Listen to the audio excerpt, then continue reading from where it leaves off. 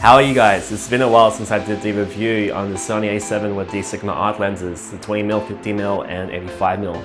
Since then I've I guess deleted the 50mm. I purchased the Sony Zeiss 50mm f1.4 and I still have the 20mm and 85mm. So I'll be talking to you guys about a portrait shoot I did using the 20mm and 85mm and how I thought of it. Because as you know, like with different camera brands, right, they all have different character in terms of how the picture looks. Similar to different lenses. Like I would say the Sigma art lenses are very clinical, they're very sharp, they're very bright. It's a very like contemporary type looking, it's extremely sharp. Whereas to compare that to like a Voigtlander lens, which is very like nostalgic, you know, late 1980s type theme, very like vintage looking. Whereas if you compare it to like a Sony Zeiss or like Zeiss lenses, it's very like, it's like a painting. You know, it pops out. So every lens has its own different way of rendering. And I think I'm slowly converting to the Zeiss look. So it's getting on me. Even though it's manual focus, I quite love the look.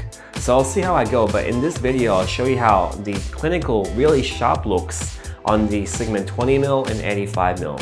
So I quite like the two lenses, like it performs quite well. The things I like is that the autofocus is pretty good, I guess short distances and mid distances. And yeah, in terms of the face tracking, or eye tracking doesn't really work sometimes from the mid to like long distances. It would sometimes often back focus sometimes, which can be a little annoying when it can't recognize the faces. So you have to rely on a single point focus instead. In those cases, I was like, oh, I wish I had my DSLR, like my Nikon D750 instead, because then all you have to do is just like center focus the subject and then move very, very quick. And when you've done that for like so long, it becomes such a quick process.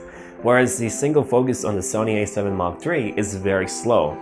Like for it to autofocus on a subject and then recompose is about, I would say 3 times as slow. But when it gets that eye autofocus, when it gets that face autofocus, then that's when it performs magic.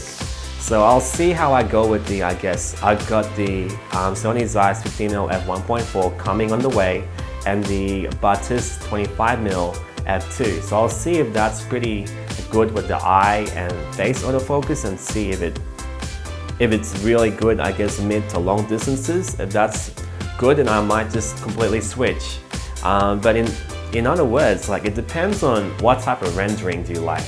Do you like a sharp look? Do you like your images to pop? Do you like a painting type look? Do you want a nostalgic look? Because every single lens from different brands has its own character, and that all depends on you.